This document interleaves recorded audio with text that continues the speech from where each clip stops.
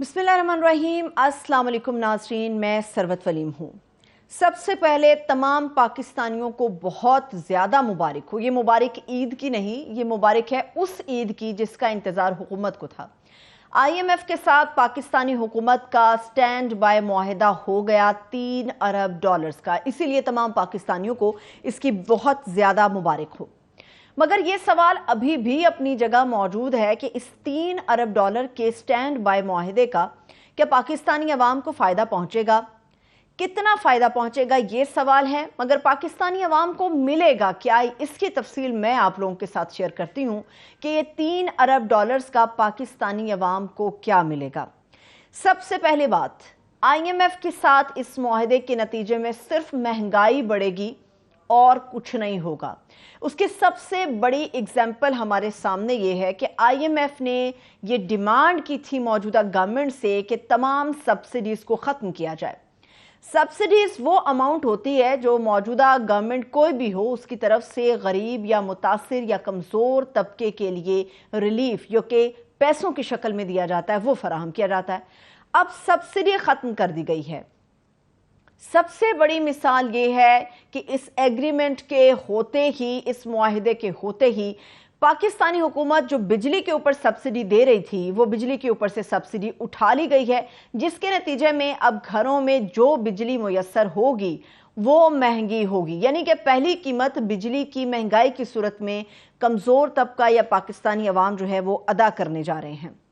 दूसरा, हुकूमत से कहा गया कि इनकम टैक्स बढ़ा दिया जाए, जिसके नतीजे में 215 अरब का जो टीका टैक्स के नाम पे अवाम को लगाया गया उसके नतीजे में इनकम टैक्स की शरह भी बढ़ गई। और इनकम टैक्स की ये शरह बढ़ने से सबसे ज़्यादा मुतासिर हुआ कमज़ोर तबका और सबसे ज़्यादा मुतासिर हुआ मेरे और आप जैसा तनख्वाहदार तबका, जिनके ऊपर इनकम टैक्स ज़्यादा बढ़ गया। जो शख्स घर में 50,000 रुपये लेके जा रहा था अब वो अपने घर में 30 से 35,000 रुपये लेकर जाया करेगा। तीसरी बात ये कि ये टैक्स लगने के बाद अमूमी तौर पे ये होना चाहिए था कि किसी और मद में रिलीफ अवाम को मिलता, मगर ऐसा नहीं हुआ। जो हमारी ख्वाहिशात थी कि मौजूदा हुकूमत महंगाई के नतीजे में हम लोगों को रिलीफ देगी वो भी नहीं होगा। हमें बड़ी उम्मीद थी कि पेट्रोलियम मसनूआत सस्ती हो जाएंगी, पेट्रोल कुछ नीचे आ जाएगा। तो आज की तारीख का सबसे बड़ा तोहफा, एक तो बिजली महंगी हो गई, दूसरा तोहफा IMF के साथ मुआहिदे का ये मिला हमें कि पेट्रोल के ऊपर लेवी जो है वो बढ़ा दी गई है। 5 रुपए फी लीटर लेवी बढ़ा दी गई है और आइंदा आने वाले चंद दिनों में आप देखेंगे कि पेट्रोल भी अवाम को कहीं ज्यादा अब महंगा मिलेगा। फिर हमसे ये कहा गया कि कमजोर तबके के ऊपर कोई बोझ नहीं डाला जाएगा। ये कैसे मुमकिन है कि IMF के साथ एक मुआहिदा हो जाए और फिर अवाम के ऊपर बोझ ना आए, क्योंकि हमारी हुकूमत तो अपना बोझ खुद नहीं उठाती। हम अपनी हुकूमत का बोझ भी हम तमाम अवाम मिलकर उठाते हैं। हमसे कहा गया कि एलीट पर बोझ बढ़ेगा। एलीट क्लास पे कैसे बोझ बढ़ेगा? जब इनकम टैक्स ज्यादा बढ़ेगा, जब बिजली महंगी हो जाएगी, जब पेट्रोल के ऊपर लेवी बढ़ जाएगी, जब हमारी तमाम सब्सिडीज उठा दी जाएंगी, तो सीधा सीधा ये असर पड़ेगा तनख्वाहदार तबके पे और कमजोर तबके पे। एलीट क्लास पे किसी किस्म का कोई बोझ नहीं आता। पाकिस्तान के अंदर हमारी 10 करोड़ से ज्यादा ऐसी आवाम है जो कि गुर्बत की लकीर से नीचे अपनी जिंदगी गुजारती है। इस 10 करोड़ आवाम तो मुतासिर होंगे, एलीट हमारी चंद फीसद गिनी चुनी है जिन पे कोई असर नहीं पड़ेगा। और हमारी हुकूमत अगर अपने गाड़ी में एक ड्राइवर साथ लेकर चलती है तो वो भी अवाम के टैक्स के पैसों से उसको तनख्वाह दी जाती है। अवाम का खून नचोड़ा जा रहा है। IMF के साथ मुआहिदे की फिर भी मुबारकबाद अवाम को दी जा रही है कि जनाब लुटने के लिए मजीद तैयार हो जाएं, मुआहिदा हमारा हो गया है। फिर हमसे कहा गया कि पैसे आ जाएंगे, पैसों की रेल पेल हो जाएगी तो सब चीज़ें आसान हो जाएंगी। ऐसा नहीं होगा। आम आवाम को कोई फ़ायदा नहीं होगा सिवाय इसके कि पाकिस्तान के अंदर जो हमारे ज़र्रे मुबादला के ज़खायर फ्लक्चुएट करते हैं या बहुत ज़्यादा कम हो चुके हैं वो एक जगह पर स्टेबल हो जाएंगे। जो चीज़ स्टेबल नहीं होगी वो अवाम की ज़िंदगी है। इस मुआहिदे से सिर्फ हमारे ज़खायर स्टेबल होंगे और अवाम इसी तरह से अदम इस्तेहकाम का शिकार रहेगी। बेचैनी, बेयकीनी इस मुआशरे में बढ़ती रहेगी। महंगाई को कंट्रोल किस तरह से करना है? दुनिया के जो बड़े बड़े माहिरीन हैं दुनिया के बड़े बड़े इदारे हैं जो इकोनॉमी के ऊपर काम करते हैं, उनके ख्याल में महंगाई को कंट्रोल करने का वाहिद रास्ता ये होता है कि रेट ऑफ इंटरेस्ट यानी कि शरह सूद को बढ़ा दिया जाए। पाकिस्तान के अंदर इस वक्त शरह सूद को बढ़ाना भी नामुमकिन नजर आता है। उसकी वजह यह है कि ऑलरेडी 22% 22% रेट ऑफ इंटरेस्ट या शरह सूद अवाम के ऊपर लागू है। ऐसे में पाकिस्तान का तबका तो बहुत ज्यादा, एक बेशतर एक बड़ा तबका जो मुतासिर तो हो रहा है।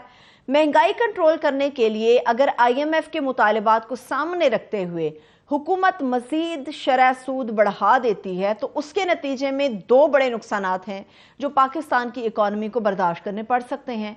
उसमें पहला बड़ा नुकसान ये होगा कि इतने ज़्यादा रेट ऑफ इंटरेस्ट के बाद या शरह सूद बढ़ने के बाद मार्केट तो हमारी क्रैश करेगी।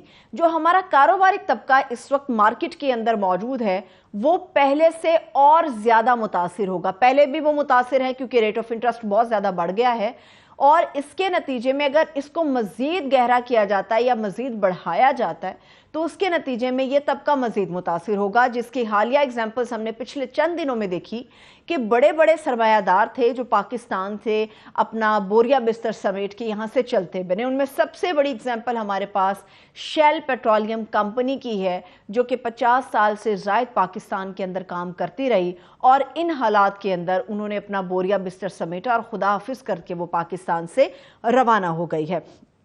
हुकूमत से डिमांड की जाती है कि आप कफ़ायत शुआरी करें। कफ़ायत शुआरी क्या है? कफ़ायत शुआरी ये है कि सादगी मुहिम, ऑस्टेरिटी कैंपेन है, उसको शुरू किया जाना चाहिए, वो बड़ा इंपॉर्टेंट होता है। कफ़ायत शुआरी अगर हुकूमत करती है तो उसके नतीजे में भी बोझ अवाम के ऊपर आएगा, यानी कि अवाम दाएं बाएं से मुतासिर होगी, हर सूरत मुतासिर होगी। फिर हमें कहा जाता है कि पाकिस्तान के अंदर ये जो अदम इस्तेहकाम है वो हमारी रुपए की कदर को नीचे जाने की वजह से है और डॉलर की उड़ान ऊपर आने की वजह से है। रुपए की जब बेकदरी होती है महंगाई तो होती है, मगर इसके लिए ज़रूरी है कि डॉलर को कंट्रोल किया जाए। बड़े माहिरीन और जो दुनिया के बड़े बड़े इदारे हैं वो ये बात करते हैं कि डॉलर को काबू करने का एक वाहिद बड़ा आसान और सिंपल रूल होता है कि गवर्नमेंट मार्केट के ऊपर चेक रखे। मार्केट के ऊपर चेक जब रखा जाता है तो डॉलर को आप लगाम डाल सकते हैं, उसको काबू कर सकते हैं। मगर सवाल ये है कि आपकी एक चीज़ तरजीह में शामिल नहीं है। जब हमारी तरजीहात में एक चीज़ शामिल नहीं है तो हम कैसे करेंगे? अब IMF ये डिमांड करता है कि आप डॉलर को मार्केट के रेट के ऊपर छोड़ेंगे, यानी कि डॉलर मार्केट के हिसाब से फ्लो करेगा, उसके ऊपर कोई आप दायरा नहीं खींचेंगे, कोई लकीर उसके आगे नहीं खींचेंगे। मार्केट के हिसाब से जब डॉलर फ्लो करेगा तो इट्स ऑब्वियस, ये बड़ा वाजे है कि डॉलर हमेशा अपनी ऊंची उड़ान भरेगा। डॉलर को मार्केट के हिसाब से छोड़ने से दरामदाद और बरामदाद की रेशो तो बढ़ती है, मगर इसमें डॉलर काबू में नहीं आता। हुकूमत अगर ये सिंपल सा काम करे कि डॉलर के ऊपर एक चेक रख लिया जाए मार्केट के अंदर तो डॉलर को काबू किया जा सकता है। हुकूमत ये समझती है कि डॉलर इस वक्त जो पाकिस्तान की हालिया पोजीशन है उसमें 250 रुपए के ऊपर आना चाहिए, मगर इनफैक्ट ऐसा नहीं है। डॉलर 250 रुपए से कहीं ज़्यादा ऊपर है। तो पहले अपनी तरजीहात में इस चीज़ को शामिल करना होगा कि वाकई हमें डॉलर को काबू करना होगा, जिससे हमारी रुपये की वैल्यू जो है, हमारी पाकिस्तानी करेंसी की वैल्यू बढ़ेगी। पाकिस्तानी करेंसी की वैल्यू बढ़ेगी, इट्स ऑब्वियस ऑटोमेटिकली डॉलर नीचे आना शुरू हो जाएगा। फिर हमें पाकिस्तानी अवाम को ये चूना लगाया जाता है कि जो पेट्रोल महंगा हो रहा है उसकी वजह यह है कि डॉलर बहुत ऊपर चला गया है, या फिर उसकी वजह यह हमें बताई जाती है कि IMF की बहुत बड़ी डिमांड थी। याद रखिए, IMF अपने मुतालबात के अंदर पेट्रोल के ऊपर कभी भी बहस नहीं करता। पेट्रोल आपने कम रखना है या ज़्यादा करना है, ये IMF के शिकों के अंदर शामिल नहीं होता, ना उनके मुतालबात में ये चीज़ कभी आती है। IMF कहता है कि आप अपने इन मामलात को खुद देखेंगे, लेकिन क्वेश्चन ये है कि पेट्रोल फिर बढ़ता क्यों है, या हुकूमत अवाम को ये चूना क्यों लगाती है?